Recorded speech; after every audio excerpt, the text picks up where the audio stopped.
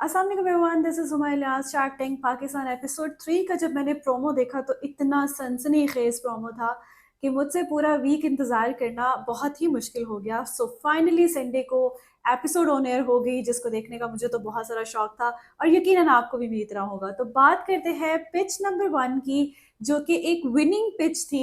एक शार्क ने उसको प्रमोट किया, सपोर्ट किया, उसमें इन्वेस्ट करने के लिए अपनी इंटरेस्ट को शो किया। तो उसमें है, बात करते हैं हिरा मुबीन और अब्दुल रहमान, जो कि सीईओ यमकिंस फूड के हैं। उन्होंने बेबी फूड सीरियल, जो कि बिल्कुल 100% केमिकल फ्री है और नेचुरल इंग्रेडिएंट से बना हुआ है, उसको पिच किया। और 6 माह से ऊपर के जो बच्चे हैं उनके लिए उन्होंने ये एक मुनासिब तनासब के साथ गज़ा बनाई है, जो कि एक सिरेलैक के तौर पे और उसकी रिप्लेसमेंट के तौर पे यूज़ होती है, यानी सीरियल के तौर पे। और उनका जो मेन कंपेटिटर है वो सिरिलैक था। ऑल ओवर द वर्ल्ड उन्होंने बताया, जो कि मेरे लिए बहुत इंटरेस्टिंग था, कि अब यूएसए के अंदर गार्बर ने रिप्लेस कर दिया है सिरिलैक को, और यूरोप में भी लोग नेचुरल फूड्स की तरफ जा रहे हैं, क्योंकि ना सिर्फ हमारे लिए बल्कि बच्चों के लिए भी एक बैलेंस डाइट का होना बहुत ज़रूरी है।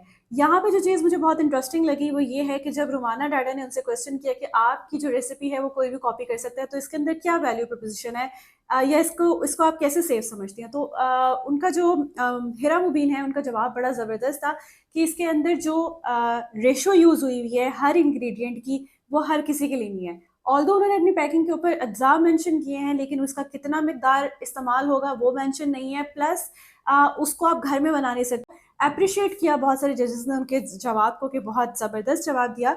सो उनका एक 700 रुपये की सेलिंग प्राइस है, जिसमें वो कहती हैं कि 34%, 32% जो है वो उनको सेव होता है नेट मार्जिन के तौर पे।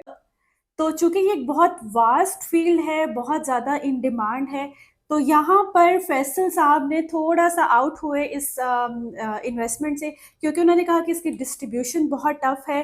आपको ये हाइब्रिड मॉडल पे चलाना पड़ेगा, क्योंकि ऑनलाइन आप इसको सिर्फ सेल नहीं कर सकते, इसको पूरा आपको एक रिटेलर शॉप्स के अंदर इसको लगाना पड़ेगा, तो डिस्ट्रीब्यूशन थोड़ी सी टफ है। So Junaid Iqbal, one of my favourite shark after Rabeel Baraich. जो दो शार्क्स मुझे पसंद है वो दो ये हैं, Junaid Iqbal and Rabeel Baraich. Although all sharks are good, Rumana Dada is also my favourite one.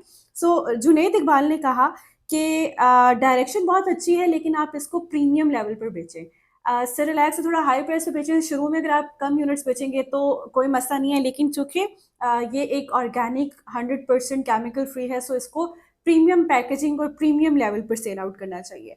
तो यहाँ पर इंटरेस्ट जो हुआ रुमाना डाडा का, जिन्होंने जो उनकी आस थी वो थी 90 लैक्स और 15% इक्विटी थी। लेकिन रुमाना डाडा ने कहा कि वो 90 लैक्स की इन्वेस्टमेंट देंगी और 40% इक्विटी लेना चाहती है, क्योंकि इसके ऊपर बहुत सारा काम करने वाला है। इसकी पैकेजिंग, इसकी एडवर्टिजमेंट, इसकी स्केलेबिलिटी, एवरीथिंग, उसके अंदर बहुत सारी चीज़ें जो हैं वो रिक्वायर्ड हैं। तो इवेल्युएशन की बेसिस के ऊपर उन्होंने कहा कि मैं आपके साथ ये 90 लैक्स की इन्वेस्टमेंट के ऊपर 40% इक्विटी के साथ आ सकती हूँ। तो यहाँ पे थोड़ा सा जो हमारे पार्टिसिपेंट्स थे वो कंफ्यूज हुए, and they asked to take some time to decide कि उसको इस तरह से लॉक करना चाहिए या नहीं। फिर उसके बाद हिरा ने एक काउंटर आस्क थी उनको कि वो इस वक्त 90 लैक्स के ऊपर 36% इक्विटी शेयर कर सकती हैं 2.5 करोड़ की इवेल्युएशन के ऊपर। यहाँ पे तमाम शायर्स ने रुमाना डाडा को भी कहा कि this is not a bad deal. तो रुमाना ने अपना इंटरेस्ट शो करते हुए इस बिजनेस के अंदर इन्वेस्ट किया और ये डील हो गई लॉक।